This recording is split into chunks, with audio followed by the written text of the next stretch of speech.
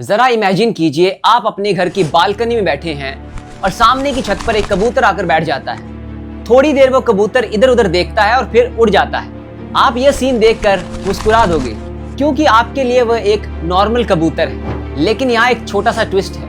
अगर हम आपको कहें कि वह कबूतर नहीं था, एक जासूस था जो आपको रिकॉर्ड करके चला गया, तो आपको कैसा लगेगा? क्या आप जानते हैं कि इतिहास में ऐसे कबूतर भी रहे हैं जो किसी देश के लिए जासूसी किया करते थे? और सिर्फ कबूतर ही नहीं, यहाँ तक कि डॉल्फिन, सी लायंस, शार्क और यहाँ तक बिल्लियों को भी जासूसी मिशन में लगाया गया। आज के इस वीडियो में हम यही जानेंगे कि आखिर इंसानों को जासूसी की दुनिया में जानवरों की जरूरत क्यों पड़ी।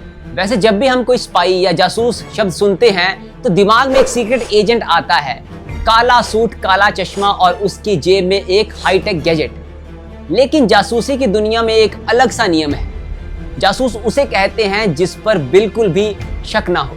और यहीं से शुरू हुई जानवरों की जासूसी की कहानी। क्योंकि कोई भी इंसान किसी अनजान आदमी पर शक कर सकता है, लेकिन सड़क पर बैठे कबूतर पर, समंदर में तैरती डॉल्फिन पर या दीवार पर बैठी बिल्ली पर शायद शक नहीं करता।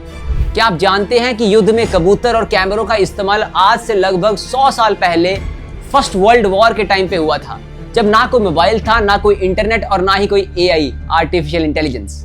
ऐसे में सबसे तेज और भरोसेमंद संदेशवाहक बने ये कबूतर।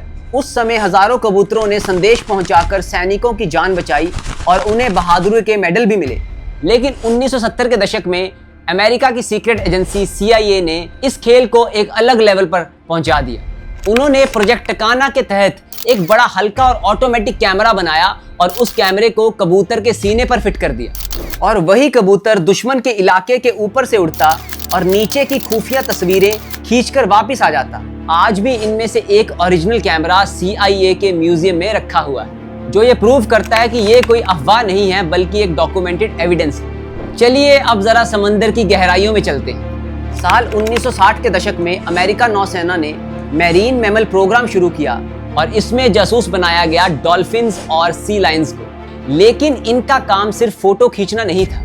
डॉल्फिन की इकोलोकेशन क्षमता यानी आवाज के जरिए चीजों को डिटेक्ट करने की शक्ति इतनी कमाल की होती है कि वे समंदर के अंधेरे में छिपी बारूदी सुरंगें यानी माइंस ढूंढ निकालती थी, जो मशीनें भी नहीं पकड़ पाती। और वहीं सी लाइन की आंखों की रोशनी पानी के अंदर बहुत तेज होती है। उन्हें ट्रेनिंग दी गई थी कि वे समंदर में गिरे दुश्मन के हथियारों को ढूंढे और अपने मुंह में दबी एक विशेष क्लिप को उस वस्तु से अटैच कर दे ताकि नौसेना उसे ऊपर खींच सके। आइए अब इतिहास के सबसे अजीब एनिमल स्पाई की एक्सपेरिमेंट की बात करते हैं, जिस प्रोजेक्ट का नाम था अकाउस्टिक किटी। यह CIA का सबसे महंगा और अजीब एक्सपेरिमेंट था। प्लानिंग तो यह थी कि बिल्ली के शरीर के अंदर ऑपरेशन करके एक छोटा माइक्रोफोन, बैटरी और उसकी पूंछ में एंटीना छुपा दिया जाए। मकसद यह था कि यह बिल्ली सोवियत दूतावास के अधिकारियों के पास चुपके से बैठ जाए और उनकी सीक्रेट बातचीत रिकॉर्ड कर ली। सुनने में तो यह मास्टर प्लान था और इस पर करोड़ों डॉलर्स भी खर्च किए गए। लेकिन असली दुनिया फिल्म नहीं होती, और जब उस बिल्ली पर रियल में फील्ड टेस्ट किया गया और उसे वाशिंगटन DC के एक पार्क में 2 लोगों की बातें सुनने के लिए छोड़ा गया, तो बिल्ली ने अपनी मर्जी चलाई और सड़क पार करते ही एक टैक्सी ने उसे कुचल दिया। यानी $1 मिलियन का ये प्रोजेक्ट एक ही झटके में खत्म हो गया और इस प्रोजेक्ट को फिर बाद में बंद करना पड़ा। ऐसा ही एक और सीक्रेट प्रोजेक्ट था, प्रोजेक्ट ऑक्सीगैस, जो अमेरिका की सीक्रेट एजेंसी CIA ने सन 1963 में बॉटल नोज डॉल्फिन्स पर चलाया था, जिसमें उन्हीं बॉटल नोज डॉल्फिन्स को समंदर के अंदर दुश्मन की सबमरीन्स और शिप्स पर एक्सप्लोजिव डिवाइस अटैच करने के लिए यूज किया जाना था। लेकिन डॉल्फिन्स के अनप्रेडिक्टेबल बिहेवियर की वजह से वह प्रोजेक्ट फेल हो गया। पर कोइंसिडेंस तो यह हुआ कि यही प्रोजेक्ट ऑक्सीगैस की जो चर्चा है फिर से इंटरनेट पर शुरू हुई ईरान US टेंशन की वजह से।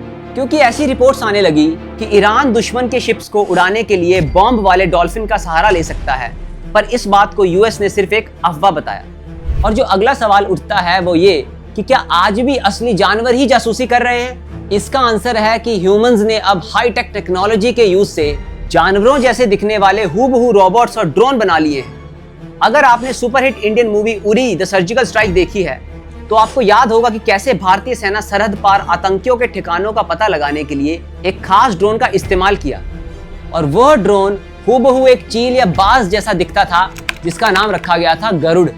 फिल्म में जब वो ड्रोन उड़कर पेड़ पर बैठता है तो आतंकी उसे एक नॉर्मल पक्षी समझकर छोड़ देते हैं, जबकि वो अंदर की लाइव वीडियो फीड सेना को भेज रहा होता है। आपको जानकर हैरानी होगी कि अब दुनिया भर की सेनाएं और वैज्ञानिक इस तरीके के बायो इंस्पायर्ड ड्रोन्स बना रहे हैं।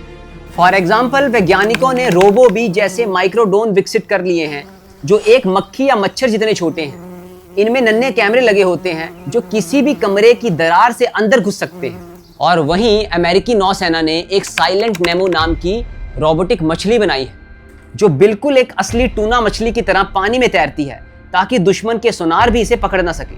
आज कैमरे पहले के मुकाबले हजारों गुना ज्यादा छोटे हो चुके हैं, बैटरीज भी और ज्यादा हल्की हो चुकी हैं और आर्टिफिशियल इंटेलिजेंस का दौर आ चुका है। इसीलिए रोबोटिक्स और बायोटेक्नोलॉजी का यह खतरनाक कॉम्बिनेशन पूरी जासूसी की दुनिया को ही बदल रहा है। तो अगली बार जब कोई कबूतर या बाज आपकी खिड़की के सामने मंडराए या कोई मक्खी आपके कमरे के अंदर भिन भिनाए तो आप उसे एक नॉर्मल जानवर या पक्षी ना समझिएगा। क्या पता वो भी कोई बायो इंस्पायर्ड ड्रोन हो जो आपको रिकॉर्ड कर रहा है। आपको क्या लगता है, क्या उरी फिल्म जैसे गरुड़ ड्रोन वाकई हमारे आसपास उड़ रहे हैं?